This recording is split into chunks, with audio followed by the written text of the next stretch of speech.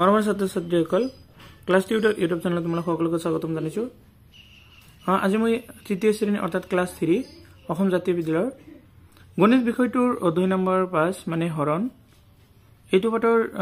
অংকসমূহ প্ৰথমৰ পৰা শেষলৈকে বিতংভাৱে আলোচনা কৰিছো। ভিডিঅটো ভাল লাগিলে লাইক কৰিবা আৰু লগতে চেনেলটো ছাবস্ক্ৰাইব কৰি ৰাখিবা। এইটো তোমালোকৰ অনুশীলনীৰ প্ৰথমটো প্ৰশ্ন 5ৰ ক। তাৰে 1 নম্বৰটো হৈছে ক নম্বৰ। একৰ ক নম্বৰ হৈছে 18টা মাৰ্বল 3টা ভাগত সমানকৈ ভগোৱা। এতে সো কেইটা কৰি 3টা ভাগত ভগোৱাইছে 18টা মাৰ্বল 1 2 3 এটা ভাগত কেইটা কৰি আছে 6টা 1 2 3 4 5 6 গতিকে 6 6 6 18 হয় আৰু মানে ইয়াত কেইটা কৰি 3টা কোটত ভাগ কৰাইছে এটা কোটত কেইটা আছে 6টা গতিকে 18 হৰণ 3 কিমান হ'ব 6 হ'ব। খ নম্বৰ 6টা মাৰ্বল 2টা সমান ভাগত ভগোৱা 6টা মাৰ্বল যেনেকৈ 1 2 3 4 5 6 সৰি মানে 6টা মাৰ্বল হে ভগাব দিছে 2টা ভাগত আৰু ইয়াক 3 ইয়াত 3টা ইয়াত 3টা গতিকে 2টা ভাগত ভাগ কৰিলে কেইটা কৰি পৰে এটা ভাগত 3টা গতিকে এইটো হ'ব ভুল হৈছে এইটো 3 হ'ব 6 হৰণ 2 সমান সমান কিমান হ'ব 3 হ'ব। তাৰ পিছত 16টা মাৰ্বল 4টা ভাগত সমানকৈ ভগোৱা 4টা 16টা মাৰ্বল ইয়াতে 1 2 3 4 1 2 3 4 3 4 1 2 3 4 ইয়াত 4টা ইয়াত 4টা ইয়াত 4টা ইয়াত 4টা মুঠ 16টা হল গতিকে 4 হৰণ 4 এটা গোটত কেইটা কৰি পৰিছে 4টা গতিকে উত্তৰ 4 হ'ব। এবাৰ 2 নম্বৰত কৈছে ক 12খন কিতাপ আছে একটা বাকচত 3খনকৈ থোৱা কিমানটা বাকচ লাগিব এতে এটা বাকচত 1 2 3টা কৰি থৈছে গতিকে টোটাল বাকচ কেইটা লাগিব 1 2 3 4 এটো কিমান লাগিব ইয়াত লিখিবা 4। এতিয়া 15টা ফুল আছে মানে কেইটা ফুল 15টা একটা ফুলদানি 5টা কৰি ফুল থোৱা কিমানটা ফুলদানি লাগিব সো এনেকৈ লিখিব লাগিব 15 হৰণ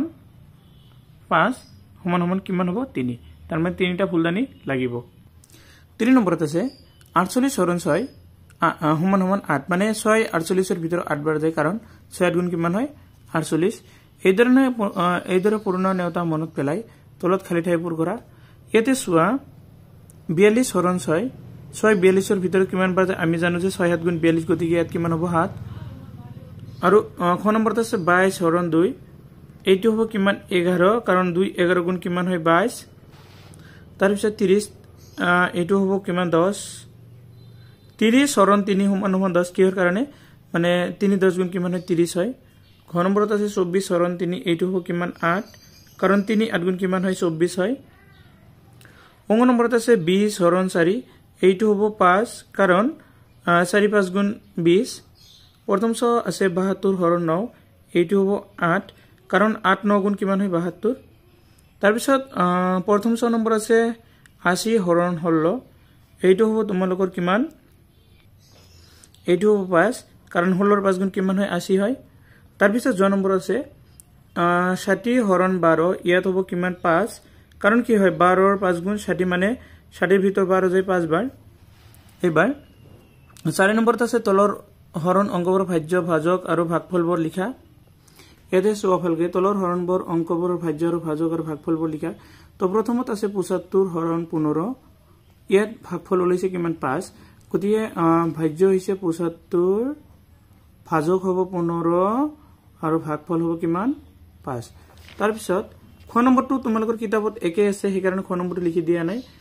এবাৰ গ নম্বৰটো 48 হৰণ 16 সমান সমান 3 গতিকে ইয়াত ভাজ্য হল কিমান 48 এয়া আৰু ভাজক হল 16 গতিকে ইয়াত 16 লিখিব লাগিব আৰু ভাগফল কিমান 3। নেক্সট ঘ নম্বৰত আছে 45 হৰণ 3 সমান সমান 15 এইটোৰ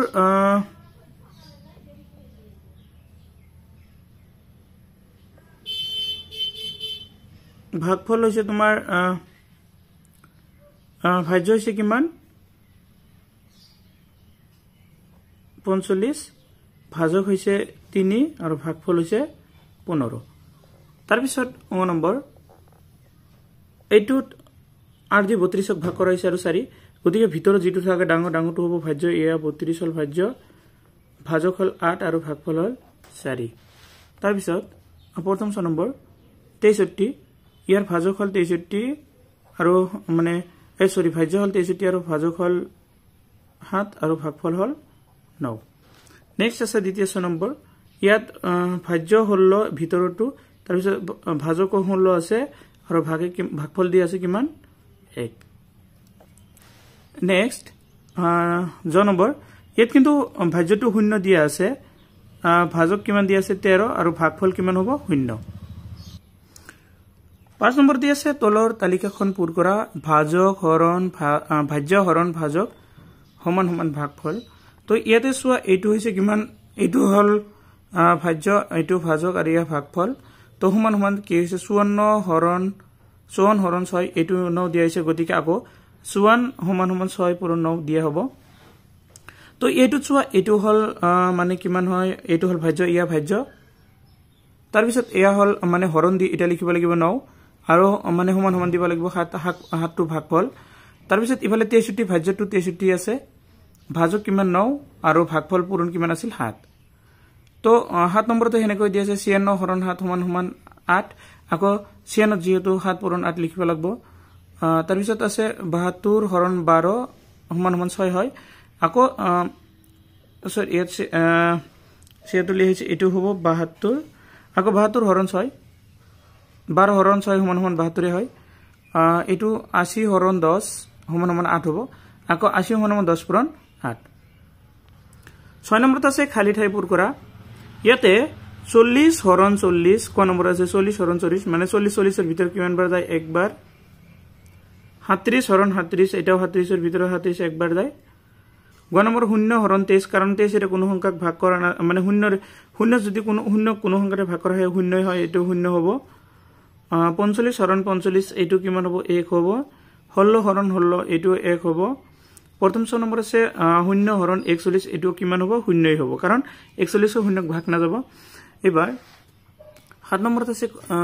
ক নম্বৰ 42টা মাৰ্বল 7 জন লৰাৰ মাজত সমানকৈ ভগালে প্ৰত্যেকটা কিমানকৈ মাৰ্বল পাব 42ক আমি হাতেৰে হৰণ কৰিব লাগিব হেকাৰণে লিখাইছে 42 হৰণ 7 সমান সমান কিমান হয় 6 প্ৰত্যেকৰে 6টা কি মাৰ্বল পাব